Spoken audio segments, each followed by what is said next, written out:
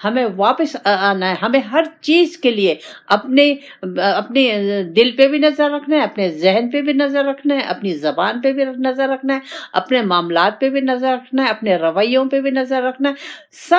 سب کے سب مجھے قرآن اور سنت کے مطابق کرنے ہیں. اپنی مرضی ختم.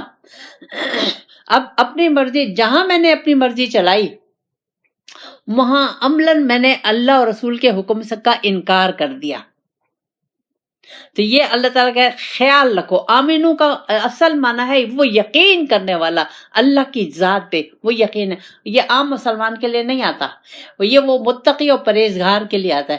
اب اس کے آئینے میں ہمیں اپنے آپ کو دیکھنا چاہیے کہ ہم نے اپنے آپ کو کتنا بچایا ہوا ہے، ہم کتنا اللہ کی طرف جھکے ہوئے ہیں، کتنا ہم نے اللہ خلوص اور محبت سے، عشق سے ہم نے اللہ کو پانے کی کوشش میں لگ گئے ہیں، اور ہمیں اس میں کتنی جد و جہد کریں. ظاہر جد و جہد کے بغیر تو ہوئی کہ نہیں.